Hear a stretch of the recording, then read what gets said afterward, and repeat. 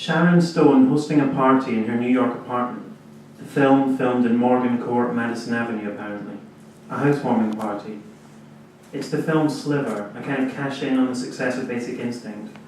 We know the person who lived in the apartment before her, and who she bears a striking resemblance to, was thrown from the high-rise balcony. We also know that somebody is monitoring every inch of the apartment block through an elaborate, unrealistically massive bank of CCTV cameras. Unrealistic to me. When she arrives home one day, not long after she moved in, there's a telescope with a gift tag from your secret admirer. And it's in the room at the party. An object with an aura, you could say, and it dominates a lot of shots, but no one really goes near it until somebody does at the party. This celebrated author, played by Tom Berenger, who she's already had a few creepy meetings with. He brings a bottle of Dom Perignon. He wasn't even invited. This other guy, Zeke, played by William Baldwin, brings a bottle of California Red and is apologetic over it. But Sharon Stone says, "I like California Red." At the bit where somebody looks through the telescope, they see a man and a woman having sex in the apartment building across the street. It's about this point when it becomes perceptible, though it's been playing for some time, that the background music is I Can't Help Falling in Love with You by UB40. A kind of perfect choice because it's, I guess, the best way of describing it is, it's sweet but potent, like it's been chaptalized when sugar is added to unfermented grapes to increase the potency of its alcohol content. The deepness of the voice that people imitate on karaoke.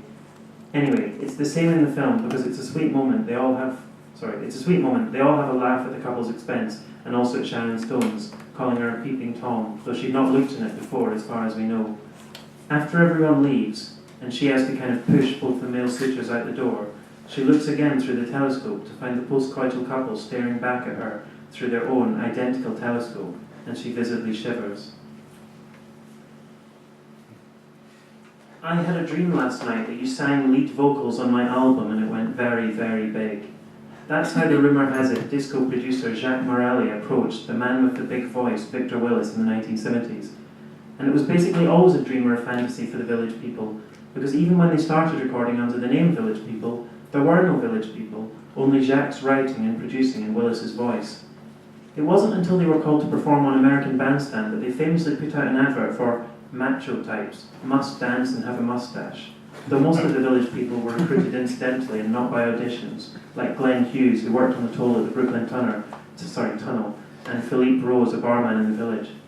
In some ways, I prefer the original version of Go West to the Pet Shop Boys one, though it's certainly less elaborate, less memorable, more of a straight disco tune with a vaguely absurd optimism that kind of defeats itself, being so fantastical, Go West to San Francisco, I guess.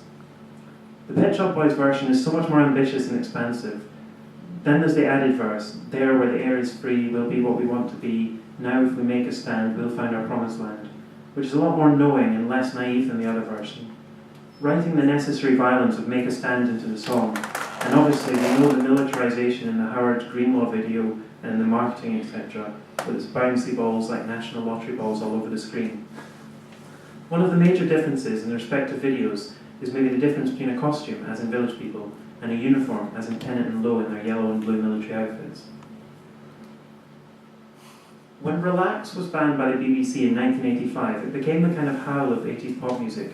But maybe Holly Johnson deserved to become the Ginsberg and never did, with the band falling out, with him, Johnson, being diagnosed HIV positive, with most of the credit for early Frankie records going to Trevor Horn. Anyway, this is the 93 version, after the band had split up and all controversy pretty much disintegrated. Johnson's right as far as I'm concerned, when he says that what people remember about that record is the weirdly penetrating, insistent vocal, after hearing which it's utterly impossible to relax. But yeah, the production's important too. Seems like there's a distinctly acrimonious split between Holly and everyone else. Last year, when I think the 25th anniversary of Relax was marked by re-releases or hits compilations or... Anyway, he appeared on Lorraine Kelly's TV sofa, dressed really well in blue, talking about how he's a painter now, been to art college and exhibited, he stressed, at the Royal Academy in London. The lyrics are, they're not really there, they're so repetitive, so cursory in their deviations from the pulsing chorus, that you could say why bother, but that's not really true, because the repetition is exactly what the song's about, the repetitive, hesitative act, and the lyrics reflect this with, well, flair, I guess, making it your intention. When my mum was stressing about something, I used to sing this all the time.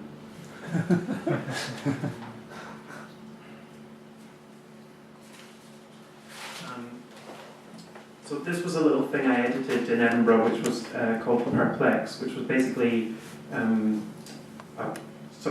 was during, there's a festival of art in Edinburgh called Annually, and this was kind of part of that and also commenting on it. So it was just basically writings about art and exhibitions, and it was a daily bulletin that was published at all the different sort of openings. So it was basically an opening each day of the 2 weeks of Annually, and the idea was that there would be a sort of new bulletin each day, and then they'd be compiled into something like this at the end, and it almost worked.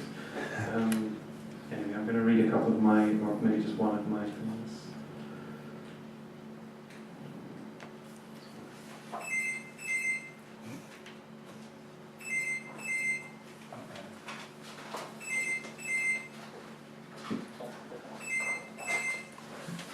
So this was based on a single launch. A band called Pet had a single launch.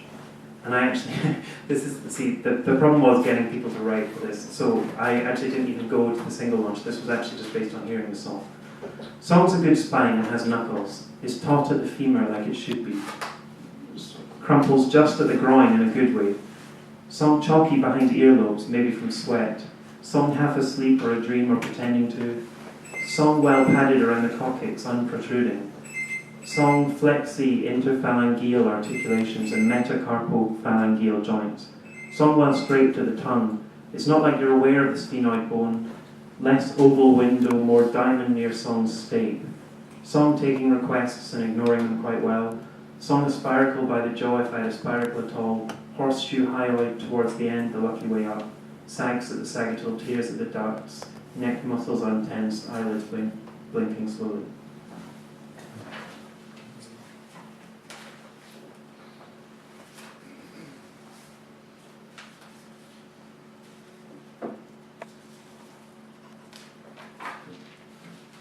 This poem's called Embossed. Arrington de Dionysio is the frontman from the band Old Time Religion. He's on stage looking haunted, as if he wants to infect us all with his haunt, like an extra from the 45-pound cult hit zombie horror film Colin.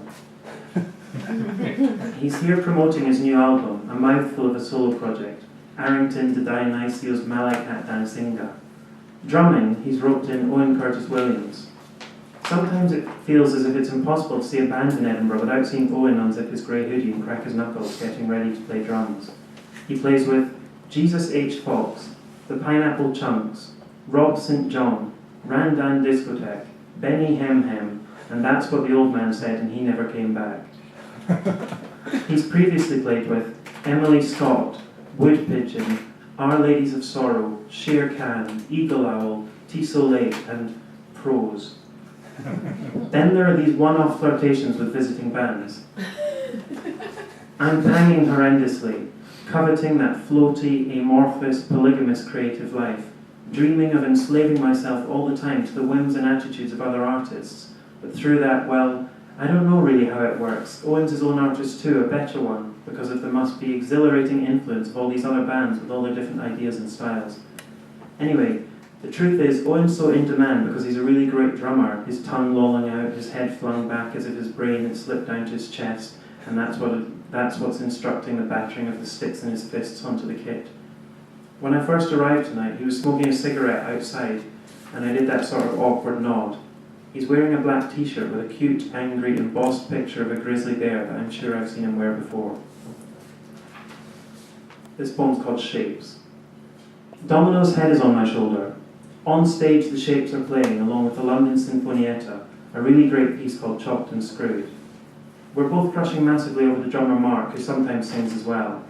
He's pretty amazing because he bends right down till his head is at the same level as the drum, and his arm comes over kind of like a crane. Then he plays with an ultra-sensitive percussiveness. Maybe not that accurate description, an impression more or less. Next to him, Mika is singing. It's difficult to hear, but I think it's I don't believe in anything, so give me everything. I try to feel the energy, but don't do anything. Reza, the other member of the band, is using this big, moaning, quiet table zither, which Mika invented for the piece. Later, at a bar called Concrete, Domino says to Mark that her heart does a somersault every time he sings. Obviously, he's embarrassed, but he just says, Domino, Every time you wear those glasses, my heart does a somersault. The joke being that Domino always wears those glasses. It's like a roller coaster, he adds. Mark's wearing a white t-shirt tie-dyed, purplish and veiny like an especially fruity bruise. All the shapes are. Domino says Mika made them last night. Last time I saw them play, it was little potato-printed black squares like World War II windows. Simon walks towards us. He taught Mika at music school. He's beaming. Other people drift off to get drinks and things. Simon asks me how I met Mika. I say I'm best friends with Domino. Simon says he reconnected with Domino and Mika at a concert of the composer Lawrence Crane recently. He said he was there alone, and as he was arriving, walking along munching a Cornish pasty, they ran up excitedly behind him. When I tell Domino how much I like this guy, who mentioned the fact he was eating a Cornish pasty, she embellishes the story further, how they were all sitting waiting for the concert to start, and Simon kept humming songs by the band Ash. He's seen every one of their tours apparently. When still at the bar, Simon asked me something about my beard, but I think he's offering me a beer because mine's almost empty, so it leads to an embarrassing kind of confused standoff, and we quit talking after that. Selina looks confused when Domino mentions something about my boyfriend. Is it that astonishing that I'd have managed that? I say, mock horrified. No, I just didn't know you were gay. I'm telling Gemma and Zara about my career plans. I'm telling Gemma and Zara about my career plans, about how I'm thinking of abandoning my PhD for teacher training. Zara's an in-demand hairstylist. Gemma just got a job working for Science, Damien Hirst's company. I congratulate her. They think I'll make a good teacher, say they'll send their children to my school. I'm flattered, but I deflected, telling them about this film I saw recently called Skirt Day, with Isabella Gianni playing a French teacher in a drama studio in the basement of an inner-city Parisian school, trying to teach Molière to a class of very unruly teenagers, loud and really abusive. She wears knee-length skirts, and the kids often call her a slut, etc., etc. She's encouraging a couple of quiet, shyish kids to act out a scene on the stage, while behind her all hell's breaking loose between two guys over a rucksack. They're arguing about whatever's inside it. Ajani walks purposefully to the back of the room and asks them to hand over the rucksack. They ignore her. The room is still really loud, all the other kids ignoring this and just talking as if nothing's going on. Ajani goes to grab the rucksack. They resist, and in the tussle a gun falls to the floor. The sound guy did an amazing job here because it's the first time in the film there's silence, or anything approaching silence. Ajani recognizes this too and immediately picks up the weapon.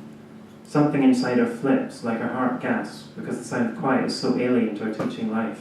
They've literally never listened to her before. She tries to teach the class at gunpoint. Meanwhile, outside, a hostage diffusion operation is going on. It's a claustrophobic film, taking place mainly in this one room. In negotiations with the police, Ajani demands that a skirt day be in place in all French schools, so that women and girls can wear skirts as short as they like without fear of condemnation, abuse, or rape. During the film, it transpires one girl in the class has been raped by a guy in the class and filmed on another's mobile phone. Obviously, the thing's doomed from the start. Ajani ends up shot and killed. But at the very end of the film, it's her funeral and some girls from the class are there wearing short skirts. Zara writes down the name of the film. They both seem to like the sound of it. Simon, who arrived halfway through and missed most of the story, gives a sort of a lumpy yawn, and then laughs and apologizes. Outside, they play an endless loop of a 30-second clip from Jurassic Park. Concrete doesn't really have a sign per se, just the wording spotlights, which you can't make out very well up close.